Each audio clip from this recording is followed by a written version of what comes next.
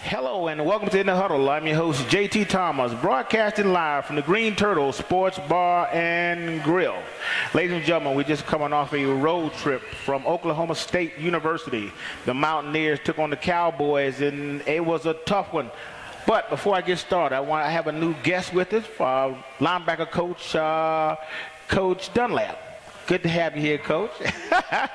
Coach, I do that sometimes. Yeah. I got Gary Tompkins here with me, and I got my good man, Big Tone Avery Richardson. Gentlemen, we just came off a interesting road trip. Mountaineers are 6-1. Traveling abroad for the first time, and it didn't work out like we wanted. We'll start off with offense for a little bit. Typically, Coach, how we do this, we just kind of roll on through it, kind of talk about what we've seen. And starting off, Gary, I thought we did pretty well, having the ball and being able to drive down the first series or first series, being able to come away with a field goal, not a bad thing. Obviously, we like to see them score. That's one stat we used to talk about, how often we would go down in the first series and score. What do you think about that first drive as we go down and kick a field goal? I'm not sure. I was confused. I think maybe it was the second series that we might have scored, but either way, it's good to get on the board early whenever you're away. You want to make sure that your offense is gelling on all cylinders.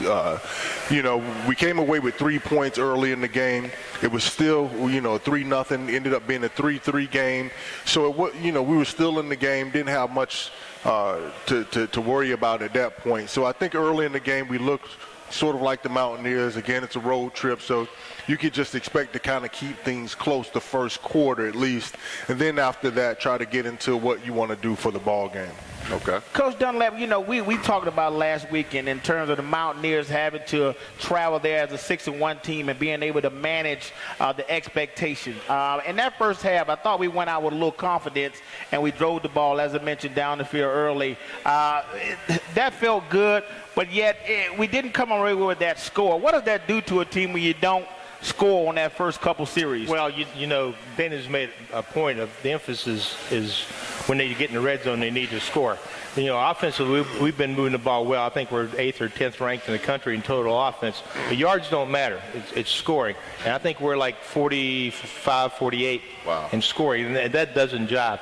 And what it's really telling Dana and his offense is they need to put the ball in the end zone when they get in the red zone. So I'm sure there's been a lot of work this week on that. Tony, we talk about red zone a lot on this show, being able to come away with points. And although we didn't get it this week, who's going to be that guy that we're going to be our go-to guy in that red zone area? Well, I think before we start focusing on the red zone, I think one of the glaring stats that stuck out to me was 9 sacks we gave up in the last 2 games. Right. And I thought going into the season, our strong point was supposed to be our offensive line. So, to me, we talked earlier about red flags. Well, that was a red flag for me. I mean, one of the things I like about WVU is I like that old line. I like those big fellas up front. They open up holes for the running backs we have. They protect Skylar Howard, even though he likes to move around a little bit. But I do recall Coach Holgerson saying that one of the things that are concerned is the fact that we've given up 9 sacks in the last 2 games. So that's something that we got to clean up.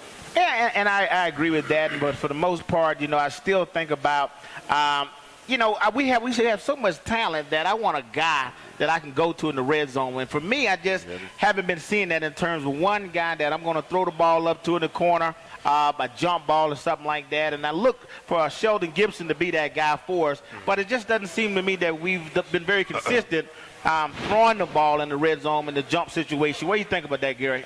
I really don't think that right now we have that person, and it's not that we don't have explosive firepower on offense, because we do. We have Shelton Gibson. I don't think he can be a red zone guy just given his stature. He's not somebody that's going to go up there and compete for a football, maybe a fade route, or maybe even that slant where he can get his body between the ball and the defender. What I think that I see what I think we could see for my offense is I'd like to see Karan White be that guy, but I don't know what's been going on with the offense in terms of Skylar Howard and Karan White. It's something that I noticed over the last game. I think they're about 30% on their actual attempts to one another, or Skylar Howard actually getting the ball to Karan White. He seems to overthrow him, or he seems to throw behind him a lot of his passes and attempts. So I don't know if they need to work on their chemistry a little bit more, because I think Karan White has the size to be that guy, and probably what I would figure to be the skill too. But right now we just haven't been able to connect with him. I still say stick with the offensive line, because no matter what happened, I think they are a strong point of our team. So if we're going to go red zone, I think we need to continue to try to pound the ball in, use some of those great running backs that we have, and just try our luck that way. You know, Coach, the one thing about this team, though, even though we struggled early on, that the team never showed any sign of being worried or concerned about not scoring right away. Later on in the game, we were able to come away with a score, which really boded well for us and gave us a little off to be able to get us moving in the right direction. But yet, when we don't have a guy, and you probably know better than I know, when you're down in that red zone, run pass, what do? What's the thought process in terms of, from a coach's perspective, on what you want to do? Well, first and foremost, in all spread offenses, is once the field gets compressed, the vertical passing game's gone. So now you got to find new avenues and that sort of thing. And like you said, the offensive line's key down there, especially if you're going to throw the ball, you got to protect. And I think you will see times, in the future when we play against great pass rushers that maybe Oklahoma or Texas will have, you'll see two backs in the backfield do a little chipping and help those guys out a little bit, because Daniel likes to get five guys out. Simple as that. But it also puts a lot of pressure on the offensive line, because there's two open ends all the time. Right. And that just creates problems. So, and Da'Keil Short's the guy you got to look at too. He's a 6'2", big, strong guy, and he's been around for a while. That could go up and take a ball away.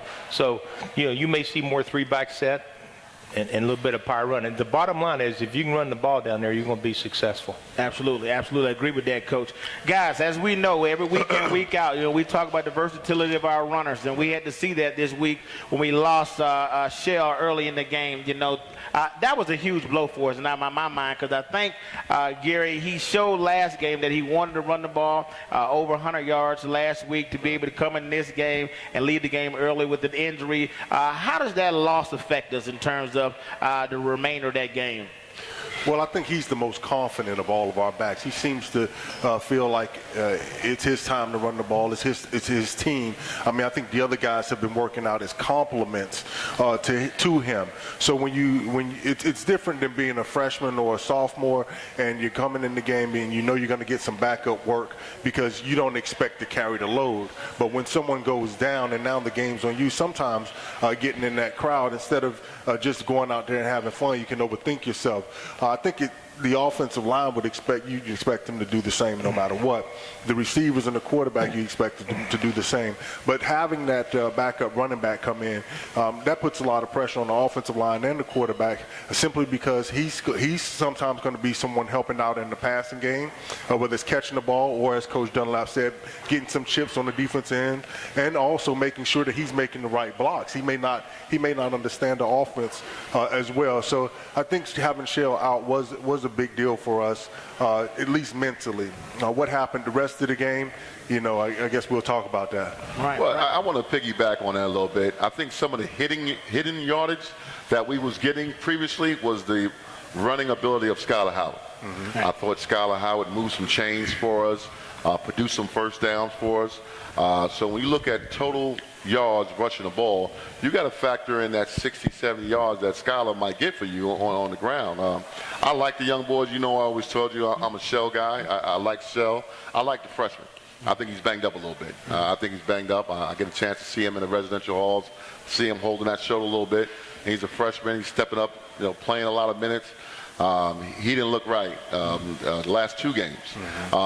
Crawford, excellent talent. He too seems like he ain't 100%. And I know we're getting to that 6th and 7th game. Guys get a little dinged up.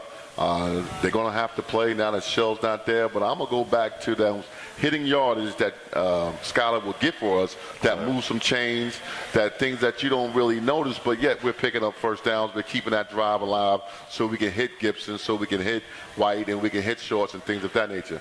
Kudos to Oklahoma State because that was a good defense we went against. I don't know about that. I'm going to talk about that later. Hey, now wait a minute. Go ahead. Those boys are 104th in the country in total defense. Okay. Right? They're 106 versus They didn't the look pass. like that Wanna keep Saturday. going? They didn't look like that on Saturday. Yeah, they did. We give it to them. Exactly. We flat give it to them. Absolutely. Three drives inside the 10-yard game over. I'm with you, Coach. Because the biggest factor to losing games is turnovers. Absolutely. It's a proven fact. When I was at Syracuse That's my University, Paul Pasqualoni knew an NFL statistician, and he did a 20-year study. Okay. And he told him in the NFL, if a team turned the ball over three times over the 20-year span, they lost 93% of the time. Okay. So done deal, game over. Well, that's one of the things that we didn't see, that we saw this weekend that we weren't used to seeing from our team. We saw the mistakes that we were accustomed to seeing. Guys, maybe holding on the football a little bit too long, making the mistakes, the holding penalties. And we're just not used to seeing our offense get penalties, period. That just hasn't been something that's happened. The sacks have increased the last couple of games, and I don't know if that's just because we're playing better competition and maybe we were a little bit Tight. a little bit tight. Well, being in that environment. Let me tell you something. Okay, hold on. Well, all the stuff y'all saying, is it because the defense made the offense play a certain way? Ball goes Did in we ever receiver's factor in hands? that? Really? Did we ever factor in that? I mean, we gave up. I'm going to tell you, that front four, you can say what you want, 144 what? They was causing havoc. So I appreciate what Tone's saying because this is the difference between a fan and a fanatic. Let me jump in here. So, guys, when I sit back and the numbers just don't bat it out, right? When we talk about statistics, we kill this team statistically. We have a 200 yards. I think our rushing ratio, we had nearly 200-yard rushing. They had 85. Right. Okay. Right. So the statistics just don't bear it out. We in every statistical category, we flat out beat them. I came in the mindset. In fact, I've been hearing this notion about they're a better team. I just thought that just don't jive with me, coach. They weren't a better team. I thought the turnovers just really hurt us, and I'm certainly with you when you say you give the ball up 3 times. It's very, and then where we give them up at, we give the first one up in on the 5-yard line. But did they cause that? Yes, they did. The defense. No. Actually, if you. I think it's some mistakes we made. Right. But none they did? Ball through our hands. Okay. That happens, right? In football? Skylar trying to make a play, throwing the ball when he should. Sometimes you have to eat it. So now the third one was legitimate interception. Okay. Right. Of course, we had to throw it, and it was third down. I really like this episode too because this is how football players talk, right? This is how we do it. Absolutely. In fact, this is the kind of stuff that we're interested in.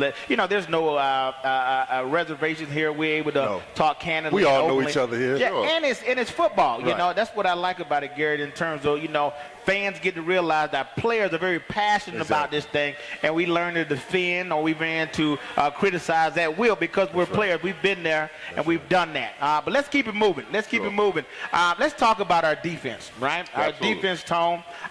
When we get there, we put a lot of weight on our defense in terms of they've been playing quite well. They've been having some takeaways, but when we don't get a takeaway in a game like this, it really just hurts. So, Gary, what do you think the mindset of our team was? Because I want to talk about my mindset when you are behind or you feel like your team is struggling. What does the defense got to do to try to keep it going? Coach Holmes used to say to us, put it on me, I can handle it. Right. So that's what the defense should be saying. Put it on me, I can handle it. I can do whatever it takes to keep putting the ball back in the offense's hands so we can get opportunities to go down there and score. You give our offense enough opportunities, they are going to move the ball. What happened was we didn't do that.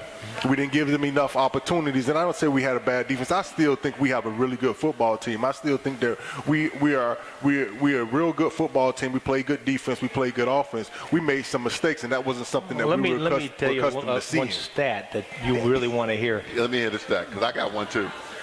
Mason Rudolph was the difference in that game. He is a sensational player, and they had some serious firepower in offense. But the amazing thing about it, his touchdown to interception ratio is now 28-3. Wow. 28 touchdowns and 3 picks, right. Which is away. He's like 12-8, which is totally ridiculous. So they're a totally different team at home. But he protected the ball, and he didn't turn the ball over, and we did, and that's it. Well, the Texas Tech quarterback did the same thing. He had the same kind of numbers, though. So I really don't think it was just him. I hate to say that that their quarterback wasn't good or that he didn't have the ability to do what he did.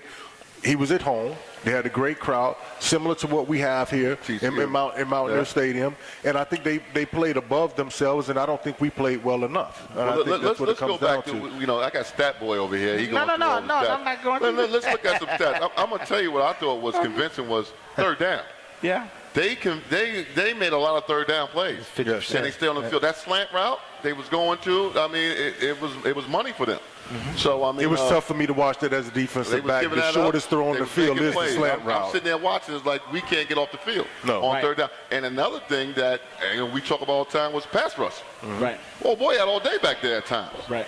And you're going to give a decent quarterback, you just name his stats, time, we're going to be in trouble. And we could not get off the field. Well, Tony's using some smoke and mirrors. he had to replace a lot of guys. Okay. He lost his best player, free safety Henry, in the preseason. Sure. So he's a little bit of a patchwork defense. He got a junior college here transfer there, and so on. He's doing a sensational job. But just to generate a pass rush with 4 guys, it ain't happening. Sure. So he's become a gambling, blitzing defense, which I always call a big play defense. Big play for them sometimes, and big play for us sometimes. Because he's playing a lot of man coverage and a lot of pressure, just to, like you said, trying to create a pass rush. Now, their deal in the game, they were not going to hold the ball. Everything was quick game, slants, and so on and so forth early in that game.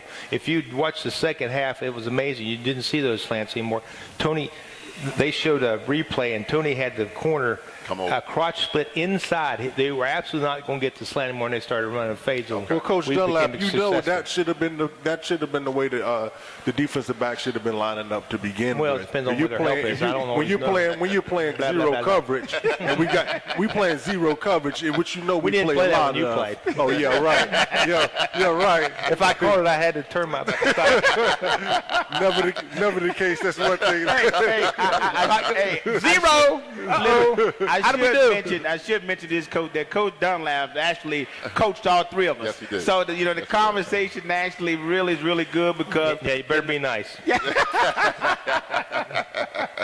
Hey, but that's what's fun about it. And so we talk about the element. In fact, Coach, we talked about that. We talked about the 3-3-5 and how it fits in the Big 12. Really concerned about not. I like the forefront, and I said to Coach Nealon last week, didn't I? Yeah. I said the way we played in the 4-3 and then odd and even front. Well, we played both. Yeah. Right, exactly. We played both, which really gamed up very well. But when you have 3 guys rushing, and then for us to have guys, and the benefit, I guess, of the 3-3-5 that's what's been helping us, you never know where that extra guy's coming from. Exactly. They got guys always moving, then you can get guys in the coverage. Which is the same as the 3-4. I mean, right. When you're playing odd front, it's hard to figure out where people are coming from. But, I spent 4 years when I came back with Coach Stewart with that, and it's a faster team. It's an underweight, fast team. And in the Big East, I did with the target was to run 88 powers one year in 2010 and try to beat us up, which is the complete opposite in our conference now. So, and it's kind of built. It's kind of built for the 3-3-5 for the spread offense, and I think they had the most success with it. Now it's still all about players. Whether you're rushing 3 or 4, if you rush 4 bad rushers, then you're wasting your time. Which if they try to do that, they probably are rushing 4 bad rushers. So he's trying to create pressure on the passer using different things, mostly creating a lot of confusion. But you know what, Coach, what's interesting is the rest of the league not running that type of defense, right? Everybody. Well, Oklahoma's a 3-4. Okay, right. The majority of the league is not running it in terms of when we play a team like Texas. Texas playing a little bit of it, too. And when we played them here, I thought don't that know was what the they difference. want to do. They seem to have just big, stout guys up front. And to me, in the Big 12, one of the questions I posed once or twice is, where we going to fall, or when we going to start being dominant in the Big 12. And to me, I'm concerned that because of that particular defense not having those big bulls up front, are we going to ever be dominant in the Big 12 where you will win in the top two when you got Baylor who runs that four-man front, and you got guys like Oklahoma. What did you say, Oklahoma? They're 3-4. Okay, but they're big guys. Again, I guess my Oklahoma point is be anybody they want to be. My point is right now we're effective with the 3-3-5. We're effective with it. We're okay. But in this last game, that wasn't the difference of the ball game. I don't think our defense hurt us for the most part. Go ahead, Coach. The reason the 3-3 is so good is because it's a different defense. Right. It's hard to prepare for in a week. Right. If you're in a conference, it's good sometimes to be the other defense because it creates problems just for the fact that it's hard to emulate in practice and hard to figure out. If you don't understand where and what they're doing and why they're doing it, you can't attack it. So that people are having a lot of problems with that. Now in 2010, we had a number 3 ranked defense in the country, and we're playing a mix of everything. Now in my mind, when I was a defensive coordinator, you want to run the ball, I'm going to be in a 4-man front. We're going to have my big boys in the game. Absolutely. If you want to spread us out and start doing all that crap, we're going to have nickel and 3-man front, and we're going to come from everywhere. So, and I think even the 4-man teams, you'll see a lot of 3-man front on third down. A lot. Just because you don't know where the 3 technique is, you don't know where to turn the protection, you don't see it enough. and all this stuff. So. Guys, Coach, I hate to do this because we just having a great conversation, but I'm going to have to go into our trivia question again, guys. I just want to remind you, we're down here every Wednesday at the Green Turtle Sports Bar and Grill. As you guys know, we always giving away something. And what we have today, what is this here? The empty envelope. I guess it's this is that's the tickets. There you go. This is the subscription right here that we're going to give away, Coach. Okay. And the question is a quick question. And we always find questions. All you had to do was listen very closely to what we said during the show to win the question. The question is, what is the West Virginia current record? All you got to do is raise your hand. Current record. we make it very easy. We want people to win all the time. We're currently 6-1. 6-1. All right, sir. You win the 1-year subscription. Again, ladies and gentlemen, all you have to do is listen. We'll certainly tell you the answer all the time. Again, every Wednesday at 6 p.m. at the Green Turtle Sports Bar and Grill. If you don't catch us here, make sure you go check us out at the Dominion Post. Look under the football section. We'll always be there. All right, guys, let's get back into it. This is what I really like. Don't forget, we're going to give away the tickets to the game, and people need to come up and sign up for that. Yeah, I did forget that. In fact, Eric told me before the show, guys, I got so excited about wanting to talk about this. I know that our coach is going to be on. But we have a big prize for you, and what you have to do is see Eric over there and put your name on a sheet, and we would make a drawing for tickets to this week's game. So if you're in the building, if you're eating, if you're in the bathroom, if you come out, come on up and put your name on the paper and have a chance to win tickets for this weekend's game. Again, want to thank you all for coming out. Guys, let's get back into it. Okay. We were talking about defense, and obviously, like I said, I didn't think our defense hurt us. I thought we played well enough to win that ball game, Gary. And for me, that's I don't want to say it's okay, Tone, but as you mentioned, you constantly talk about pass rushing, but I don't think you were so focused on defensive line and pass rush. I think you were, rather be blitz or what have you, wanted people to get to the quarterback. Well, whatever you have to do to generate pressure to get home. Right. I think that's the name of the game. I remember Coach Dunlap. I remember Coach Castile telling me something a long time ago, and I talked to him on Facebook, and I said, Coach, when you was a defensive coordinator here, why we can't get those monsters here? Why can't we get those big guys? He said, Tony, to be honest with you, we don't get those type of guys. So this is why we run the defense that we run. We get a bunch of 6'2", 215-pound guys that are going to be effective in this 3-5 that we run. We don't get the 6'3", 310 type of monsters. And if we do, we get 3 or 4. You don't get enough to run a 4-man front. Right. I thought that made a lot of sense because as I'm in the residential halls with these guys, I don't see the monsters that I went to school with, that I walked around with. And when I played here, I don't see them on campus the way I used to do. So that really made a lot of sense. Now, I don't know what the recruiting is going on right now. Maybe Coach Dunlap can maybe add to that. But I'm just going off a gentleman that was here, that was a defensive coordinator, that the obstacles that he told me that he had to deal with as a defensive coordinator. But I thought that made some sense. Yeah, but I just don't buy it in terms of I don't think you got to have a certain type of player to make it defense be good. You got to get to the quarterback, right? Well, I thought we did that when you got a Bruce Irvin, and Shaq Riddick who was able to get to they come around once every 10 years. And that's all you need. Every 10 years, I got to wait for a pass rusher. Gary Stills, I need a guy now. Ronaldo Turnbull. Should I keep going? In a 4-3 system. In a 4-3 system. No, it wasn't a 4-3. It was both. All the time. They were outside linebackers. Yeah. Oh, And they could play down and they could stand up. Yeah. Well, you know what? I need a pass rusher right now. I need one right now. Can I get one right now? I can't go back in the day. I need one now. Hey, guys, listen. They're still out there. You just got to find them. There you go. There you go. I need to find them. Guys, all defensive guys. I wish I had an offensive guy this week. It would have helped do it a little balance. No. This is good. That's right. We don't need a whole lot. We don't need no offensive people. This is good. Remember, we got on the back bus. Offense, you stay here. Right. Defense, you go over there. Right? Yeah, we We're always pushed a it around. dirty stepchild. They certainly did. And, Coach, one thing I talk about, we've said on this show, in terms of being a defensive player, you got to be able to play with an edge. Gary talked about going out there knowing that, you was going to do whatever to be a solid player. If that mean every once in a while, what'd you say, Gary? You got to get a penalty. Every now and then, you might have to do something to get a He penalty. knows about that, don't he? You get your point across, though. You get a point across. You got receivers looking for you when they're running across the middle. That gets the point. And Coach, what I think about when I think about is when we play, Coach. Sometimes, Coach, I'll go back to when I was here in '94. We started off 1-4, struggled early. Then we went to Missouri, and we had a kid by the name of David Mayfield. I remember they had a running back, 268-pound running back, and Dave Mayfield came out of the secondary and hit this guy so hard, Coach, changed our whole season. I know. He'd be thrown out of the game now. Yeah, exactly. You can't hit nobody. Targeted. You can't hit at all. You know what they're really saying? It's not targeting. It's hitting too hard, defense. Yes.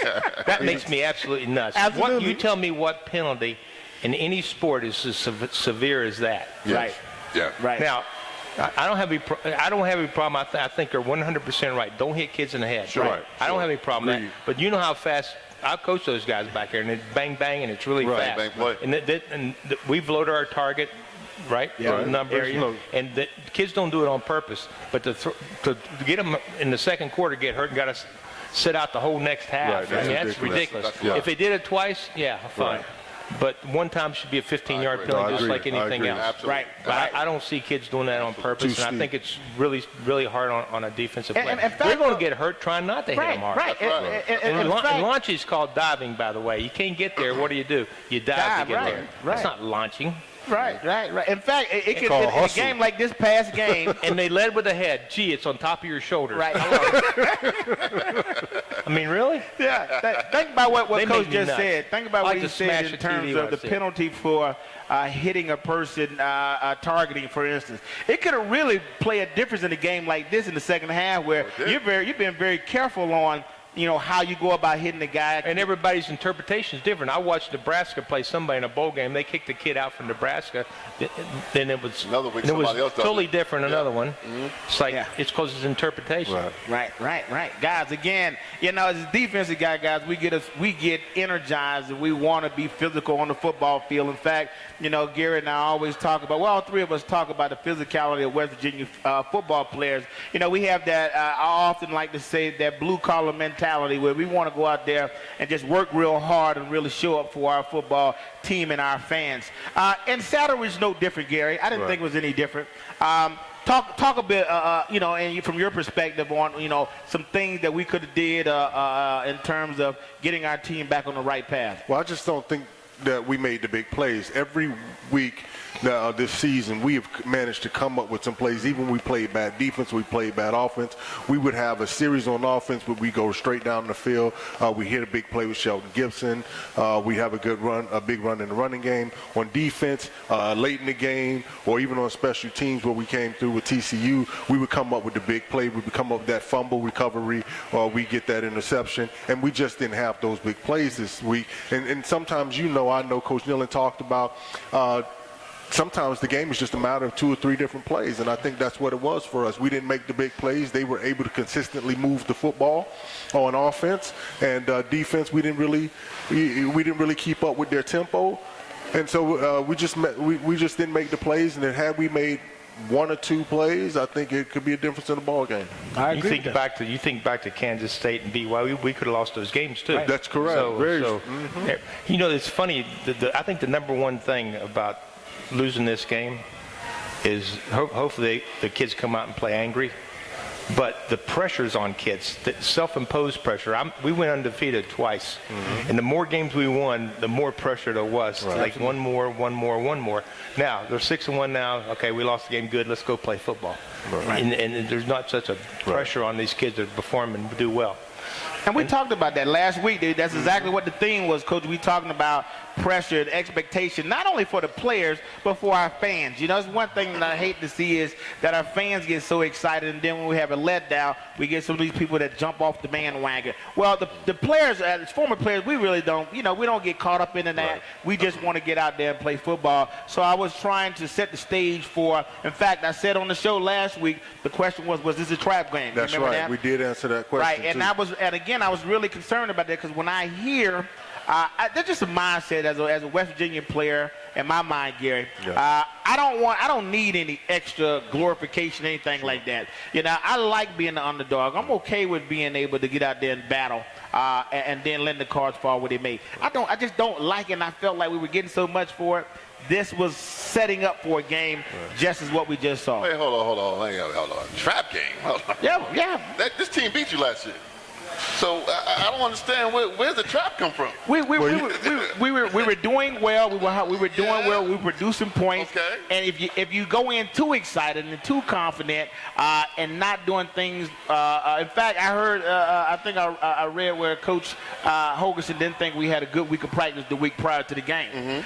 And when you have all those things in the mix, a lot of attention. You're bigger than life right now. These are the kind of games that sneak up at the right time and catch you off guard. That was my point, Tom. Okay, I see what you're saying. I mean, it's great to have Kansas coming here because that's going to make everything better. You know what I mean? Everyone feels we're going to go out there and wipe the floor with Kansas. You're going to have to come out here and play this Saturday as well. But I thought Oklahoma State, I don't see trap game when I see them. I thought this was a good team. I saw them last year live. I thought it went into overtime. They pulled out the game, same quarterback. They used that same philosophy. If I'm not mistaken, what did they finish? 11-2? Yeah, they did well. So where's the trap at? Right, they're not doing very well. I don't see no trap. Well, they're not doing very well this season. 6-2? In comparison to how we were playing, the numbers that we were putting up, the fact that we were number 10 in the country, I think you can look at this game and maybe try and overlook Oklahoma State, and that's I think what and the point was. And everybody in town telling them how good they are. Yeah. Right. It's a lot of things to make them look over. But you can't do that though. You can't, and that's why, and that's how you get trapped. And they got trapped. We talked about on the show. Coach Nealon even said it on here. Yes. He said, the team was really good. And the guys kind of know they're good now. And again, that's why I felt like this could be an interesting game. Yes. And again, I still feel like this. I know I don't even have to feel like I know we got a good team. Yes. This is one that just got away from us. Specifically, when you got three giveaways, it's hard to come back from that. I guarantee you now. There's a little solace in the fact that the kids. They know they didn't get their brains beat in. Right. If they went down there and they got whipped 42-7, then they go, maybe we're not that good. Okay. They didn't, and they know they give it away. So I don't think there's going to be any lack of confidence, but I think it's a wake-up call, and I think when they practice this week, it's going to be a lot more focus. I don't care who they're playing. Absolutely. Make them pay. Okay. Absolutely. Next team. One thing I noticed, interviews after the game, I hate to see kids be. It wasn't angry, but they were just this funk. You know what I mean? When you get in that, when you're talking to reporters and you short give off answers, this, short and funky with it. Yeah. I think that those are the times when you got to rally your guys and tell that's tell when the you need press. leadership. That's right, when you need leadership. exactly. Stand Coach. up and be a man. Exactly. Look. And I would not concede that they were better than us. If that was me in these interviews, I'm saying, hey, they got away with one this week. Next week we'll be back on our game. That's it. So you mean tell me they did the Cam Newton interview? Yeah. Only thing he didn't do is suck his thumb. See, hey guys, keep in mind this is all defense now. Y'all getting kind of raw. This is how we. This is kind of how we talk with it. But we as defensive guys, look, we say what it is, and look, we ready to play again. In fact, I know our team's gonna get out and rebound, and they'll learn from this. In fact, Gary, what do you think about in terms of the lesson in this game? Well, I think we'll find out what they learned from this game next week or this week when they play Kansas. We should have a good showing against Kansas. I think we should dominate Kansas. But let's not forget, Kansas had a couple close games this year. Mm-hmm. They have played unexpectedly above themselves. Mm-hmm. You never know how your team's going to come out until they actually get on the field.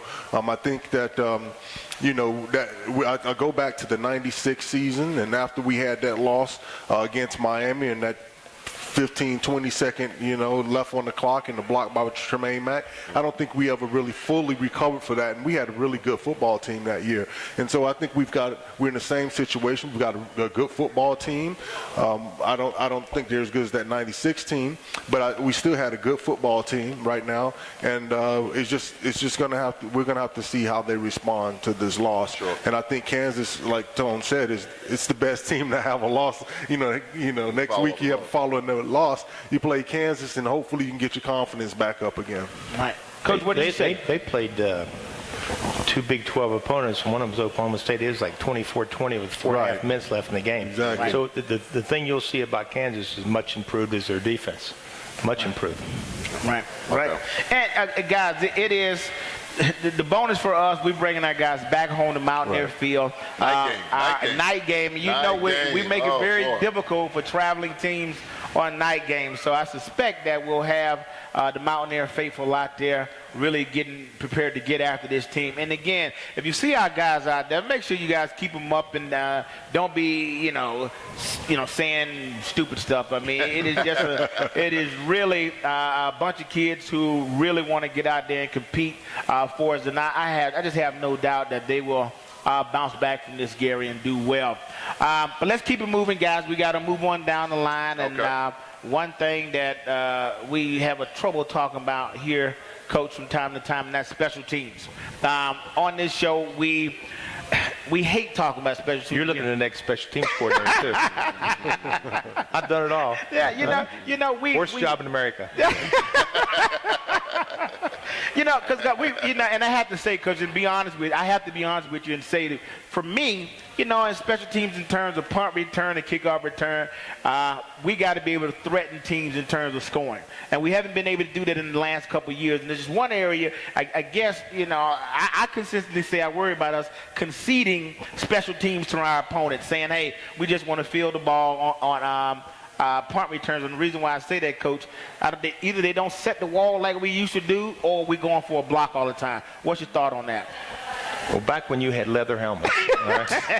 Everybody's in the shield punt now. It's totally different. Yeah. It's hard to set walls because you used to have two guys running down the field. Now you can have six because they use the shield guys to protect the punter. So it's a lot more difficult. A lot more difficult to block punts. It's a lot more difficult to return them. The whole thing about the punt return is very, very simple. It's the guy catching the ball.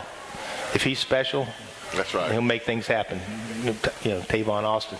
And I was a special teams coordinator in 2012, and 68% of the time, Tavon never even got a chance to return a punt because they kick it out of bounds. That's right. They wouldn't give him the ball.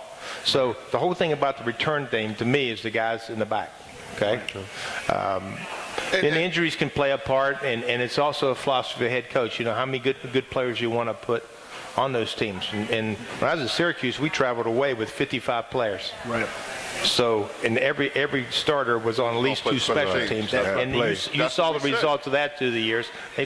96, we had the best defense we ever had. We got beat 31-10, and 21 points of it was special teams. Special teams. So there's a lot of ways to win games, and that's just another way to do it. Well, I thought special teams for special players. Right, I was just going to say, I in say fact, that all the say time. that. We say it all the time on I the go show. back to the Beamer Bowl, and his starters was always out there, except for Michael Vick. Right. I mean, so I don't know. I saw Gibson back there a couple times. I mean, I always thought you put your playmakers out there in space to make plays, and I thought special team was an opportunity to allow that to happen. Yeah. Jennings, I like him back there. He's a daredevil, but he can't catch anything back there. But he's not giving me no yak. He's not giving me nothing else once he does feel the ball. Right. I need someone back there that's going to scare them, to make them punt the ball out of bounds or make them punt it, whatever the situation is. We don't have a guy back there like that. Right, and that's one thing, I have to say, I have to give my candidate for a special team, and that's Durant. I like to see Durant back there. He, to me, but first and foremost, he's a receiver. Catch the ball. Right, Catch the ball. right. Well, if you can't get your ball, I'll put a can't be back defensive there. tackle back there that can catch it. Right, Because right. if you can't get your ball, you got problems. You're going to lose those hidden yards. You'll lose.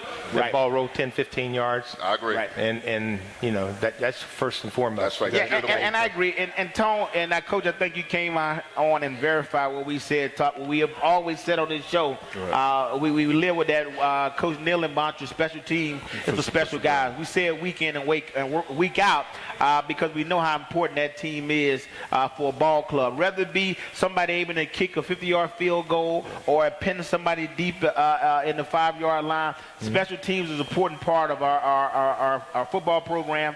And as Coach Hogan should say, it's all three sides of the ball. It's always good. It's always good. Don't get distracted. There's my guy. But let me ask you this: Go ahead. a kicking game. Right. I know Lambert, is no longer with us. We have this new gentleman here that's kicking the ball for us. I know the previous guy was all Big 12 and all other good stuff like that. Moving forward, is this going to be the kicker of the future? He's going to be the guy for now, or where are we at as far as our kicking game? I mean, he did miss one. They all miss one from time to time. He made two. Yeah, but he made two. That's what I said he missed one, but he made two. So if you want to go 2 for 1, I'd rather them be 3, but 2 for 1 is not bad. But so is that the guy? You going to stick with this guy, or is it somebody else? Well, I can answer that for you since he's from my high school. Okay. He's a good. So is I he think the Mike guy? can do it. Yeah. Okay. All right. He's also about this tall. But he's stepping in some big shoes. Mike He's Molina. been Mike Molina. pretty accurate. He's over 80%. Right. So I mean, He just didn't. The only thing he doesn't have is the range that Lambert had. right, okay. I could see Lambert kicking a 60-yarder before his career's over. right. Do you see But Lambert? I don't know what happened. Is it the attitude? Who knows? Okay. But you can't cry about. But someone obviously, who's we not don't here. want to be in the team. We don't want him around either. That's right. If he's not here, he's not here. I can only Right. talk about the boys that's here. Right, So right, we'll move right, on with right, that. right. Tony can't be the guy. That's my philosophy. He can't be the guy if you don't have a leg over 40 yards, and we have to be questionable about how you're going to kick the ball over 40 yards. You can't be the guy. His leg's not accurate enough. I think he's got a lot of games where he's 2 out of 3. I mean that's getting by, and I think we'll get by with him for the year. But unless he gets a stronger leg, more accurate leg, I don't think he can be the guy of the future. What is he? What is he? Wrestler, sophomore? Is he a sophomore or freshman? He is a young guy. He's a sophomore. He may be a sophomore, I believe. Yeah. Well, you got to factor in too, Gary. What's happening now? It's getting cold outside. Sure. Right. We're going to start having weather conditions. Does he have a strong leg to kick that through there? Hey, We guys, know he doesn't have a strong leg. We had Charlie Baum. He was one of the best place kickers I've ever seen. And he could kick 50 yards, but guess what? We played Purdue, and we drove the ball right down to the 6-yard line and got a 7-yard field goal, and he missed it. And we lose the game. Right. So, to me, accuracy is a You lot take- more you important take than accuracy distance. more than- okay. Okay, so we got to get 10 yards closer. Okay.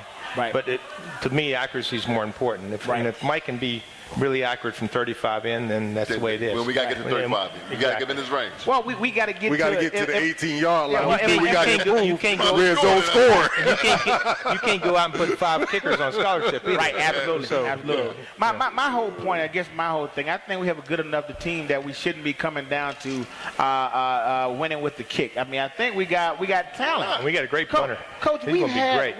we've Kenny? had the punter. he's gonna be a good punter. He's gonna be a great yes, punter. he's going to be great. I think he averaged 40-something. He's a 6'3" or 4" guy. He can pound it. I think he averaged 40-something. No. You say we can't win games while using the field goal kicker. No. Did I You did not say. Yeah, you heard it wrong. Okay, all right. No. I said we don't want to be in a situation where we are depending on kicking field goals to win ball games. I said That goes back to the red zone talk we had. Right, exactly. You got to put it in the end zone. Right. Well, okay, Yeah. we would love to do that, but if it doesn't, what's the next? Right. Again. 10th ranked offense, 48th ranked scoring offense. Right. Don't jive. Don't Right. red Red zone. next round. Right. So we got to score. And I guarantee you that's something Dana's all over. Right. Because- Coach, we got. If you think about what we Now, have. here's on another offense, thing that bothers me. We lost our big back. Yeah. Shell. Shell. Shell is 220 pounds, guys. Does he run like he's 220? But the last two games, he started running like a Yeah. big back. Okay. All And right. here's when a big back really becomes special. In the fourth quarter, when those defenders start getting tired and you can't quite get their body in front of them, and you stick an falling arm forward. out, they're going to run right through it. Yeah. To me, the fourth quarter is when those guys show up, Right. or you need a yard or two. So I think he's going to be sorely missed. Did anybody find out how long he's going to be out? I don't know, but what I do know is how long I'm going to be able to give this commercial. Let me jump right in and give something away, guys. I want to remind you, we're here every Wednesday at 6 p.m. at the Green Turtle Sports Bar and Grill. Guys, we're getting ready to give something away again, and to do this, we're giving away this mug this time, and I guess you could probably get it filled in here somewhere. Quick question. All you had to do is be listening and paying attention. To win this, raise your hand. We'll get the mic to you. What is the defense that West Virginia plays? We debated about it for a good minute. There we go. We got a hand there. 335. Yes, sir. You're absolutely right. You are a winner. But put beer in it, right? Yeah, go give me one of them Coors Lights out there. Again, guys, all you have to do to win stuff here is show up and listen up. Show up and listen up, and you definitely have an opportunity to win stuff. Now, listen, we have a big prize. As I mentioned, we'll be giving away 2 tickets to this game. And all you had to do is come over here and put your name in the shell, and we'll let Coach Dunlap do the honors.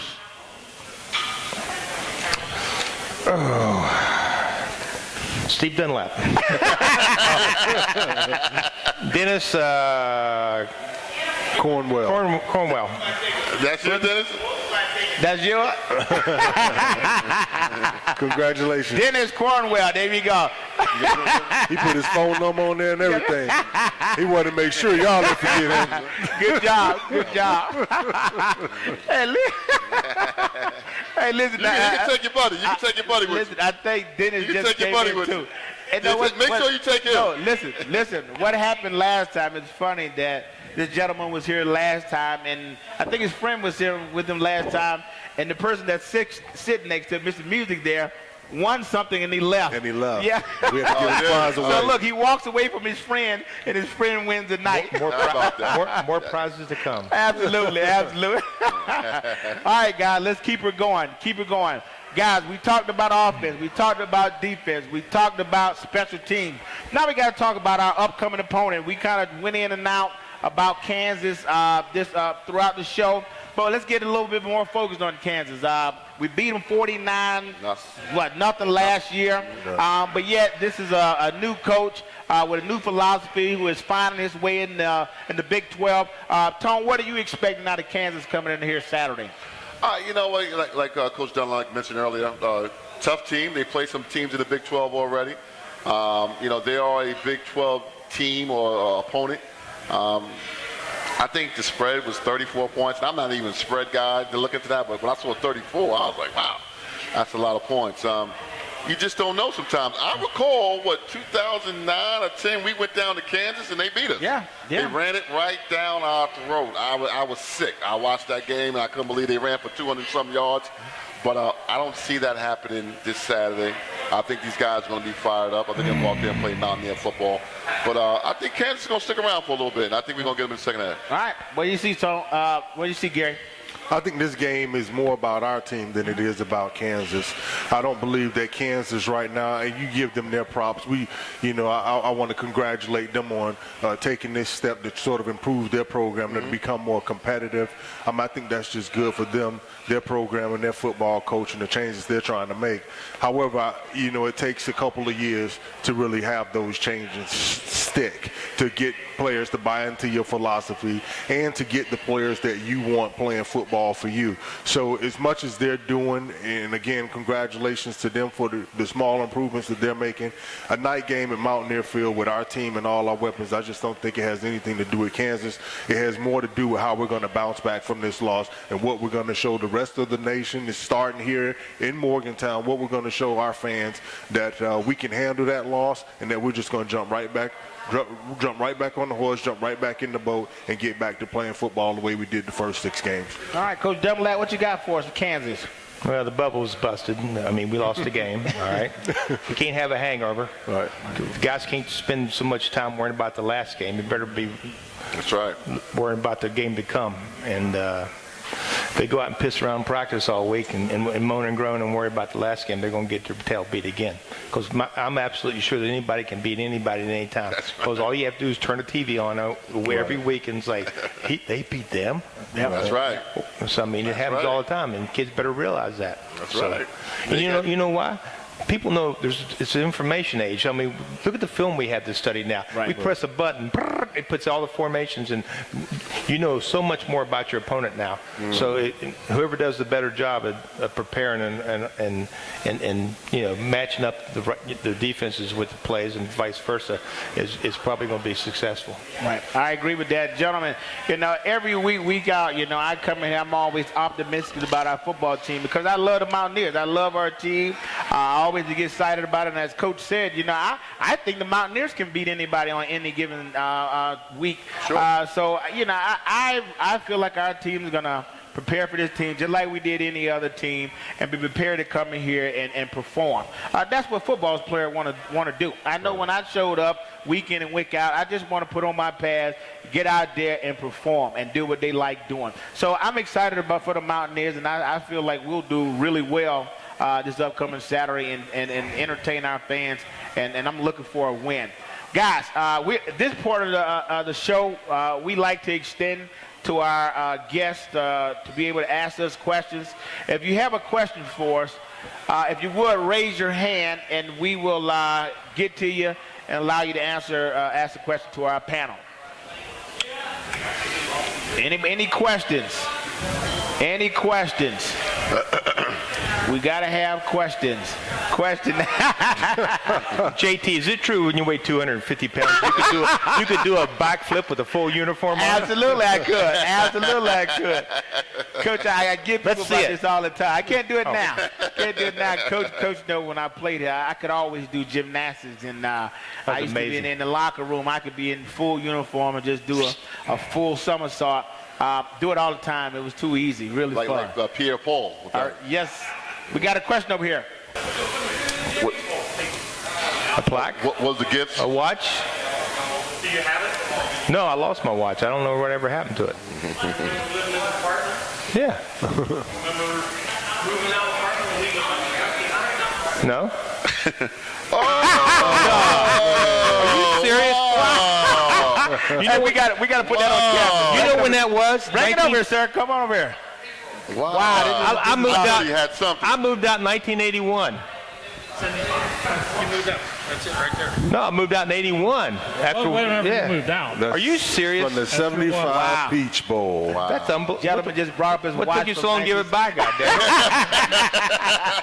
I wasn't going to. I was going to keep it. I pretty appreciate that. That does mean a lot to me. I was going to give it to my son. Wow. Wow. That's awesome. I don't know if your wrist Wow. can fit that anymore, Coach. You still put a battery in it? Well, you can adjust that. Yeah. Wow. We live. You Peach Bowl still live right down there. Down there? 1975 Peach Bowl. Yeah. No. Wow. There you go, bro. Well, I mean, Well, I I've tell you, been we gone were for- getting watches, Jaguar. Did they give us a watch? Well, actually, we got got a a watch and watch? rings and You got stuff the like same that. hair, do I? Good. I reckon See that. that? That's a 1975 Peach Bowl watch. Gentleman just returned to Coach Dunlap. It's a fine gentleman. That's a fine job. gentleman. Oh, wow, that's That's awesome. beautiful. So you never know what you're going to see when you come down That's here. right. Got all type of things going on at the Green Show. Legendary coaches, good fans. This is all about the heart of West Virginia, the Morgantown people. I think this is just tells us who Mountaineer people are. Mountaineers are Mountaineer fans. Special gift for a special guy who coached us all, and I think that it's just a great setting to see him be able to get his gift back from a fan, for someone that has known him for many, many years. That's what it's all about. And all you fans who are here now, you'll be here. I remember the time when a coach was presented his watch from 1975 Peach Bowl. And he's been a great asset to West Virginia for many years, from Hurricane, West Virginia. Hurricane, West Virginia. Right, Coach? That's right. I remember that. He's been an inspiration to us all, and we're glad to have him on the show. Guys, we're going to get ready to close out like we always do. I just want to remind you we're here every Wednesday at 6 p.m. at the Green Turtle Sports Bar and Grill. Until next time, huddle up. All right. Yeah, that's what's up. Yeah.